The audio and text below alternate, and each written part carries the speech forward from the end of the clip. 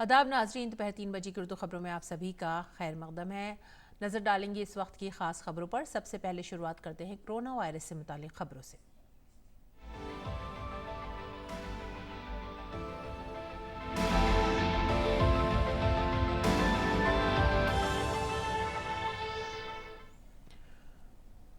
वजीर आजम नरेंद्र मोदी ने ट्वीट करते हुए कहा है कि कोविड-19 से लड़ने के लिए अज़्म का इजहार किया है। उन्होंने कहा कि हमारी सरजमीन कोविड-19 नोवेल कोरोना वायरस से लड़ रही है। हुकूमत और अवाम कई सतहों पर इस बुरहान से निमटने के लिए कोशिशां हैं। जनूबी एशिया में दुनिया की सबसे बड़ी आबादी रहती है, ऐसे में हमें अपने लोगों को सेहतमंद रखने के लिए कोई कसर नहीं छोड़नी चाहिए।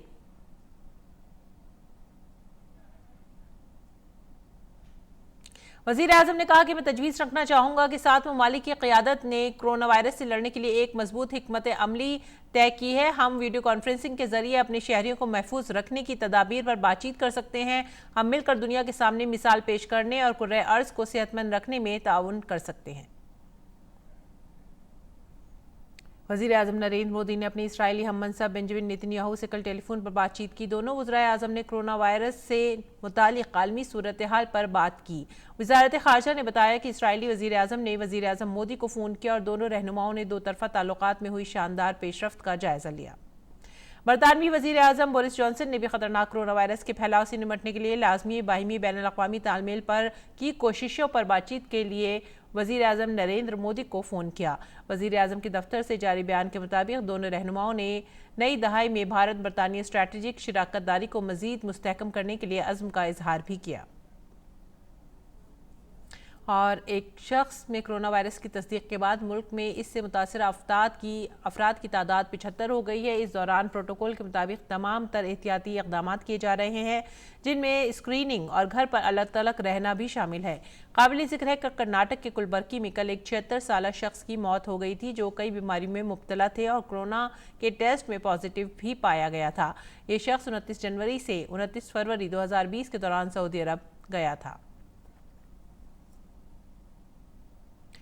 मेडिकल टीम के कामकाज और दीगर लोगों की कोशिशों से ईरान में भी अपनी कोशिशें तेज कर दी हैं। ईरान से 44 भारतीय ज़ायरीन का दूसरा ग्रुप भी आज भारत आ पहुंचा है। ये इत्तला वज़ीर ख़ारजा एस जयशंकर ने ट्वीट के जरिए दी है। उन्होंने कहा है कि दीगर लोगों की वतन वापसी के लिए भी कोशिशें जारी हैं। वज़ीर ख़ारजा ने ईरान में वाक़ई भारतीय सिफारत खाने और भारतीय मेडिकल टीम के कामकाज की तारीफ़ की।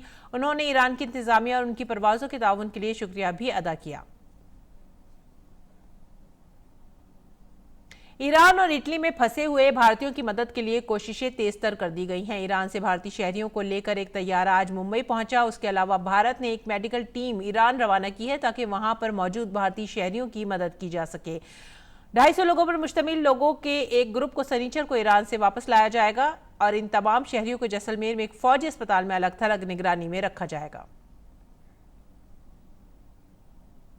इस बीच कोरोना वायरस के इन्फेक्शन से खतरे से पेश नज़र अमरीकी सदर डोनाल्ड ट्रंप और वाशिंगटन के दौरे पर आए हुए आयरलैंड के वज़ीर आज़म ने व्हाइट हाउस में नमस्ते कहकर एक दूसरे का भारतीय रिवायत के मुताबिक खैर मकदम किया। अमरीकी सदर ने कहा कि कोरोना वायरस के पेश नज़र ऐसा करना ज़रूरी है।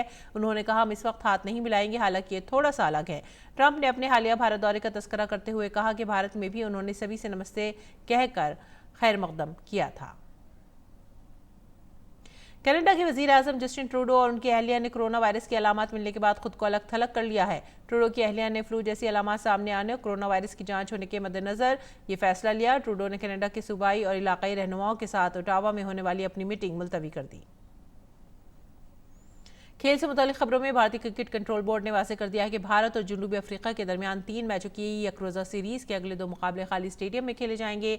दोनों मुकाबले लखनऊ और कोलकाता में खेले जाने हैं। वाज़ेह रहे कि वज़ारत खेल ने BCCI को मशवरा दिया था कि इस बात की कोशिश की जाए कि बड़ी तादाद में नाज़रीन एक जगह पर जमा ना हो। नाज़रीन, ये थी इस वक्त की खास खबरें। इसी के साथ ही हमें दीजिए इजाज़त। आदाब।